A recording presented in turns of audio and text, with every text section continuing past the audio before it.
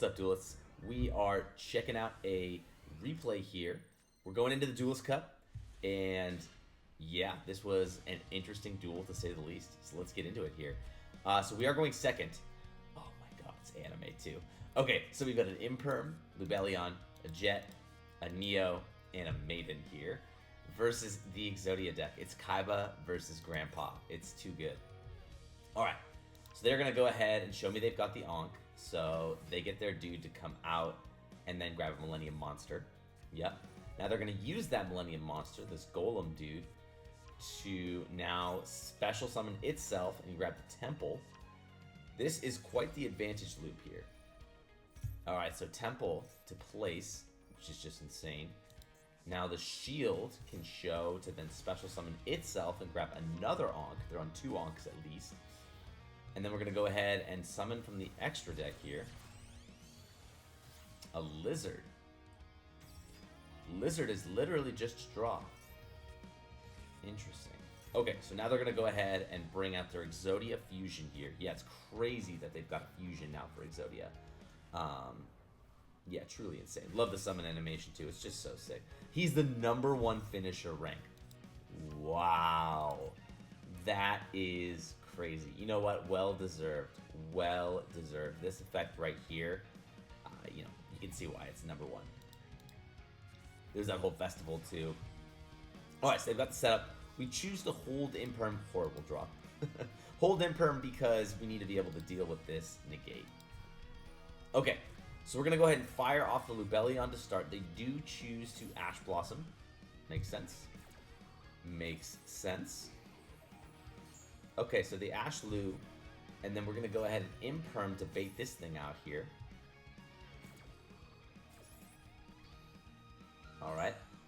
Jabaited. Now we're going to Maiden. Oh, thank God they don't have the Call by the Grave.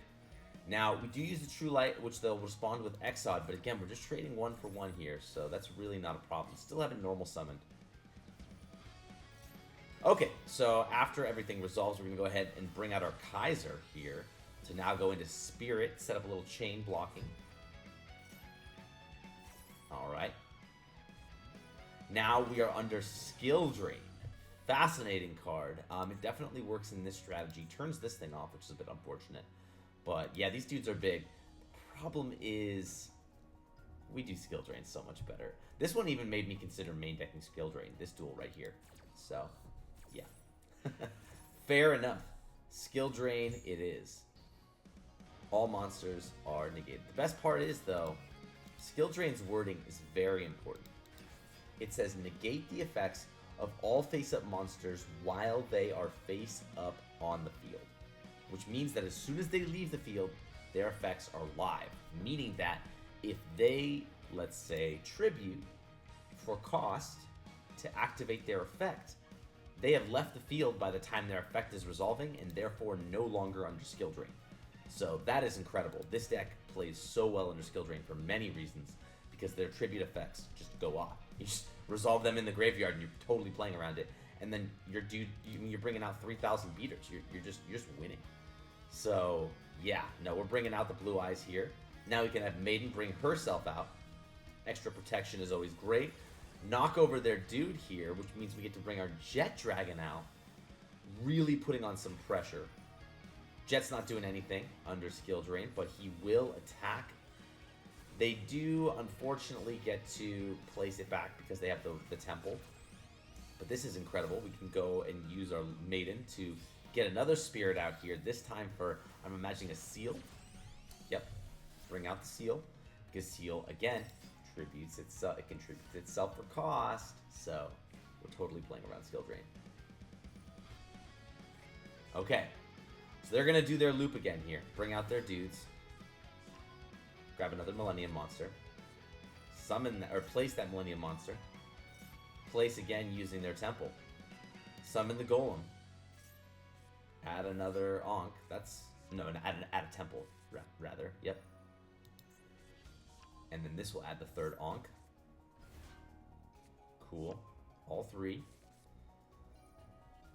They will banish to add a Forbidden One. Thin the deck out a little bit. Grab their Exodia. Not really sure what they're on here. Okay, so they go into their sick play from the extra deck, which is totally fine. They choose not to go into our seal. I guess they have multiple ways to do that. But of course, because that was destroyed, we do get our jet here. Yeah, we just play under skill drain so much better than they do. Okay, now we're going to choose to seal and bounce back the shield here. And they do have the Ash for the second effect of seal, which makes sense, you know. They had a lot of cards in hand.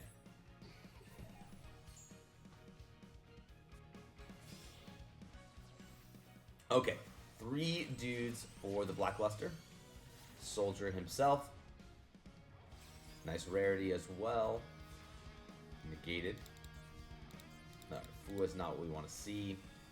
So we'll trade our dudes, and I'll just pass it back to him. I could have set the Fua, I guess.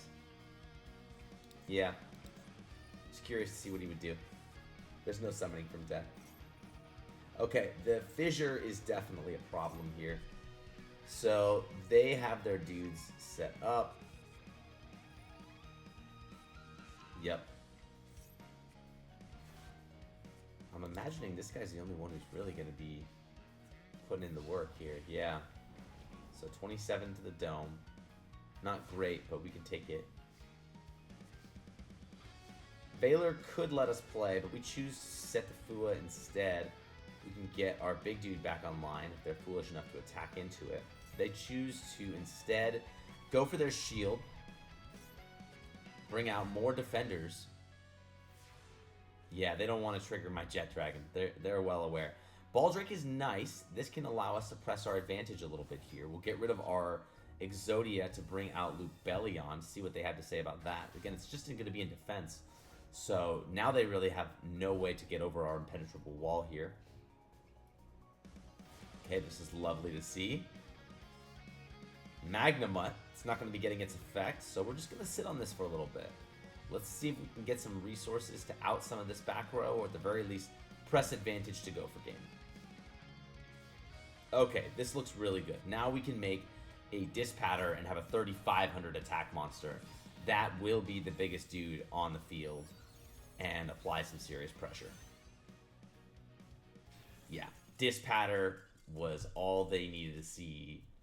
GG. And it makes sense, right? This card is just crazy. So, yeah, we see the scoop on turn 12. What a duel indeed.